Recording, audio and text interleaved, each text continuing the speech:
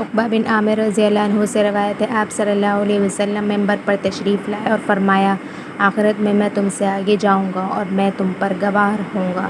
واللہ میں اپنے حوض کو اس وقت بھی دیکھ رہا ہوں اور مجھے زمین کے خزانوں کی کنجیاں دی گئی ہیں، یا فرمایا کہ زمین کی کنجیاں دی گئی ہیں، اور اللہ کی قسم میں تمہارے متعلق اس سے نہیں ڈرتا کہ تم میرے بعد شرک کرو گے، بلکہ مجھے تمہارے متعلق یہ خوف ہے کہ تم دنیا کے لیے ایک دوسرے سے آگے بڑھنے کی کوشش کرنے لگو گے۔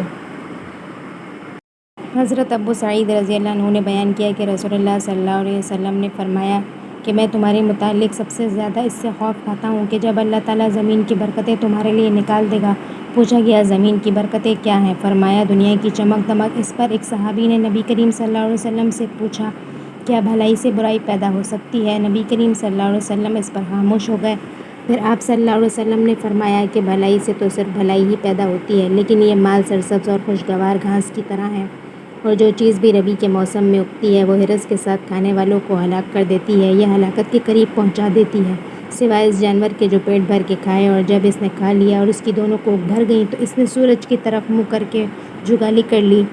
اور پھر پیشاب پخانہ کر دیا، اور اس کے بعد پھر لوٹ کے کھا لیا۔ اور یہ مال بھی بہت شیریں ہے، جس نے اسے حق کے ساتھ کھا لیا اور حق میں خرچ کیا تو وہ بہترین ذریعہ، اور جس نے اسے ناجائز طریقے سے حاصل کیا وہ اس شخص جیسا ہے جو کھاتا ہے لیکن آسودہ نہیں ہوتا۔ حضرت یحییٰ بن حماد نے بیان کیا کہ نبی کریم صلی اللہ علیہ وآلہ وسلم نے فرمایا، نیک لوگ یکے بعد دیگرے گزر جائیں گے، اس کے بعد جو کے بھوسے یا کھجور کے کچرے کی طرح کچھ لوگ دنیا میں رہ جائیں گے جن کی اللہ پاک کو ذرا بھی پرواہ نہ ہوگی۔ حضرت ابن عباس رضی اللہ عنہما سے روایت ہے، نبی کریم صلی اللہ علیہ وسلم نے فرمایا، اگر انسان کے پاس مال کی 2 وادیاں ہوں تو تیسری کا خواہش مند ہوگا، اور انسان کا پیٹ مٹی کے سوا کوئی اور چیز نہیں بھر سکتی، اور اللہ تعالیٰ اس شخص کی توبہ قبول کرتا ہے جو دل سے سچی توبہ کرتا ہے۔ حضرت عبداللہ بن مسعود رضی اللہ عنہ نے بیان کیا کہ نبی کریم صلی اللہ علیہ وسلم نے فرمایا، تم میں سے کون ہے جسے اپنے مال سے زیادہ اپنے وارث کا مال پیارا ہو؟ صحابہ نے عرض کیا، یا رسول اللہ، ہم میں کوئی ایسا نہیں جسے مال زیادہ پیارا نہ ہو۔ نبی کریم صلی اللہ علیہ وسلم نے فرمایا، پھر اس کا مال وہ ہے جو اس نے موت سے پہلے اللہ کے راستے میں خرچ کیا، اور اس کے وارث کا مال وہ ہے جو وہ چھوڑ کر مرا۔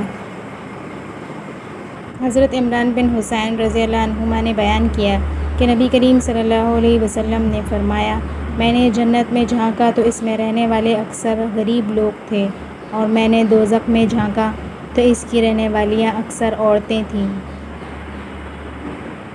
حضرت ابو ہریرہ رضی اللہ عنہ نے بیان کیا کہ رسول اللہ صلی اللہ علیہ وسلم نے فرمایا، تم میں سے کسی شخص کو اس کا عمل نجات نہیں دلا سکے گا۔ صحابہ نے عرض کی، اور آپ کو بھی نہیں یا رسول اللہ؟ فرمایا، اور مجھے بھی نہیں، سوائے اس کے کہ اللہ تعالیٰ مجھے اپنی رحمت کے سائے میں لے لے۔ بس تم کو چاہیے کہ درستگی کے ساتھ عمل کرو اور میانہ روی اختیار کرو، صبح اور شام اسی طرح رات کو ذرا سا چل لیا کرو اور اعتدال کے ساتھ چلا کرو، منزل مقصود تک پہنچ جاؤ گے۔